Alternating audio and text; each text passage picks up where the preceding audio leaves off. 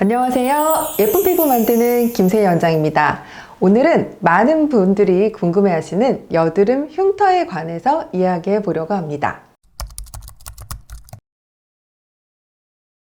네, 여드름 흉터라고 하면 대부분 울퉁불퉁하게 패여있는 흉터를 생각하시죠? 하지만 여드름 흉터에도 종류가 있고 또 그 종류에 따라서 치료법이 다릅니다. 저는 얼룩덜룩한 색깔 흉터, 그리고 여드름 패인 흉터, 마지막으로 붉고 단단하게 튀어나온 흉터, 이렇게 세 가지로 분류해서 치료하고 있습니다. 먼저 피부에 화농성 여드름이 활성화되어 있는 상태에서 함께 보이는 흉터를 색깔 흉터라고 합니다. 보통은 붉거나 검은 자국으로 나타납니다. 이러한 붉고 검은 자국이 같이 있으면 아무래도 여드름이 더 눈에 띄고 심하다고 느끼게 될 거고요. 이후에 화농성 여드름이 아무는 과정에서 피부 재생이 완전하게 이루어지지 않으면 패인 흉터가 되고, 재생이 오히려 오버해서 이루어지면 튀어나온 흉터가 되는 것입니다. 튀어나오는 흉터는 주로 턱 라인이나 가슴,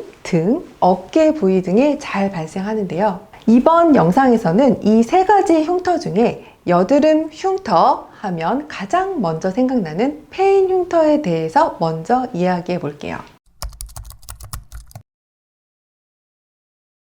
패인 여드름 흉터는 여드름이 난 자리의 상처가 이미 아물고 재생 과정이 끝난 상태입니다. 하지만 피부 재생이 완전하게 이루어지지 않은 상태라고 보시면 돼요. 즉 단순히 상처가 패인 것이 다가 아니고 피부 안쪽의 부속기들, 예를 들면 털이라든지 모공, 기름샘, 땀샘, 콜라겐, 탄력 섬유 등이 모두 비정상 상태이거나 감소해 있는 상태입니다. 따라서 치료를 통해서 이 모든 것들을 처음과 같이 100% 회복시키기는 어려운 겁니다. 털이 없는 곳에 털이 자라게 하는 것은 굉장히 어렵잖아요. 같은 원리인데요. 패인 상태가 차오르기만 하면 되지 갑자기 털이 왜 나와? 라고 생각하실 수도 있겠어요. 자, 자세히 설명해 드리겠습니다. 털을 포함한 모공 안에 기름샘이 항상 달려 있는데, 여기에서 적절하게 재생 능력이 있는 기름을 분비해 줘야만 살이 차오르게 됩니다.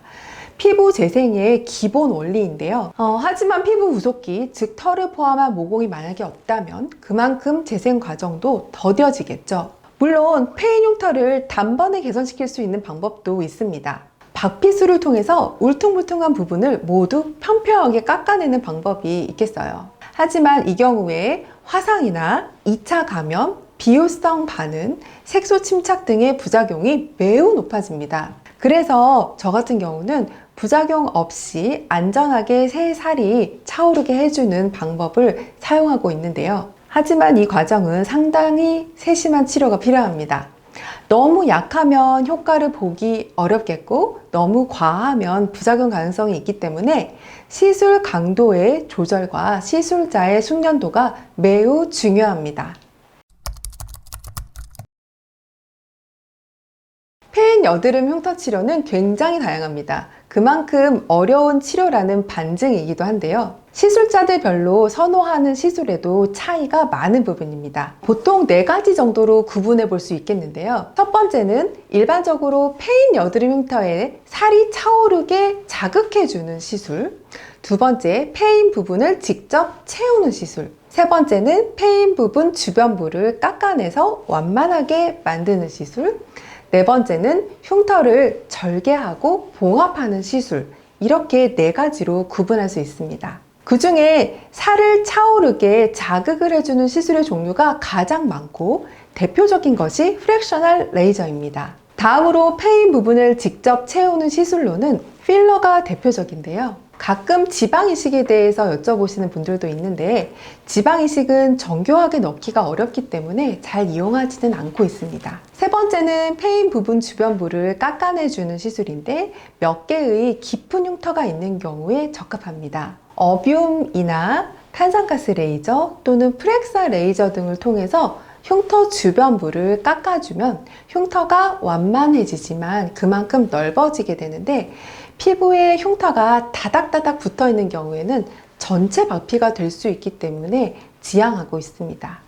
마지막으로 흉터를 절개하고 봉합하는 시술은 피부과에서 조직 검사할 때 주로 사용하는 직경 2mm에서 4mm 정도의 펀치라는 도구를 많이 사용하고 있는데요. 이 기구를 통해서 깊게 패인 흉터를 진피까지 제거하고 봉합해주는 방법입니다. 패인 여드름 흉터를 치료하는 방법은 매우 다양하기 때문에 환자의 흉터 상태나 또 피부 상태, 기호 등에 따라서 선택하는 것이 아주 중요합니다. 저는 결혼이나 면접 등의 중요한 일을 앞두고 계신 분에게는 필러를 권해드리는 편이고요. 일반적인 환자들에게는 영구적인 효과를 보실 수 있는 프랙셔널 레이저, 도트필, 진피 절제, 또 국소 박피, 펀치 절제 등을 상황에 맞게 조합해서 치료해드리고 있습니다. 네, 여드름 흉터는 보통 치료 기간도 오래 걸리고 100% 회복이 어려운 경우가 많기 때문에 예방이 정말 중요합니다. 첫 번째 팁은 바로 조기 치료입니다. 제가 여드름 때문에 저희 피부과에 오시는 분들에게 늘 하는 말이 있는데요. 좁쌀 여드름은 모공이 넓어질 수는 있지만 흉터는 거의 안 생기기 때문에 반드시 치료할 필요는 없습니다. 하지만 빨갛게 곪은 여드름이 나기 시작한다면 약을 바르든 먹든 병원 치료를 하든 치료를 받아야 한다는 것입니다. 여드름은 활동이 크게 될수록 흉터가 발생할 확률도 커지고 또 같은 자리에 반복해서 날수록 그 확률은 더 높아지기 때문에 여드름의 상태를 지켜보다가 2, 3일 내로 느낌이 이상하다, 커지겠다 싶으면 즉각 치료하시는 것이 가장 중요합니다. 두 번째로 만약 이미 치료 시기를 놓쳐서 터져버린 경우가 있겠죠. 하루 만에 곪아서 자고 일어났더니 터졌어요. 세수하다가 터졌어요. 이런 경우인데요. 이때는 남은 고름이 있다면 소독 후에 모두 제거해 주시고 재생 연고를 바르거나 재생 밴드를 붙여주시면 좋습니다. 세 번째는 손으로 무자비하게 건드리지 않기입니다. 병원에서 여드름을 짤 때는 모공을 넓혀주고 그 구멍을 통해서 고름을 빼주게 되는데요. 집에서 흉터를 만들어 오시는 분들을 보면 주변 피부를 무작정 눌러서 짜서 고름 주머니가 안쪽으로 터져서 오시거나 여드름 부위를 손으로 자꾸 뜯어서 검게 색소가 침착된 패인 흉터가 있는 채로 오시는 경우가 많습니다. 만약 병원을 방문하기 어려운 상황이시라면 항균 여드름 밴드를 붙이시거나 여드름 항생 연고를 바르는 것이 패임이 덜 생기게 하는 방법입니다. 만약에 여드름이 주기적으로 나요 하시는 분들이 있으시다면 소독약, 항염 밴드, 재생 밴드, 재생 연고, 그리고 여드름 연고 이 5가지는 꼭 챙겨 두시는 것이 좋겠습니다. 여드름 흉터는 한 번 생기면 자연적으로 치료가 잘 되지 않습니다. 그렇기 때문에 예민한 여드름성 피부를 가지고 있다면 흉터가 생기지 않도록 조심 또 조심하시는 게 좋겠죠. 오늘은 일반적인 여드름 흉터 중에 패인 흉터에 대해서 이야기해 보았습니다. 다음 영상에서는 여드름과 흉터가 동시에 있는 경우에 대해서 이야기해 보겠습니다. 그럼 오늘 영상은 여기서 마무리하겠습니다. 구독과 좋아요, 알림 설정 잊지 않으셨죠? 지금까지 예쁜 피부 만드는 김세희 원장이었습니다. 감사합니다.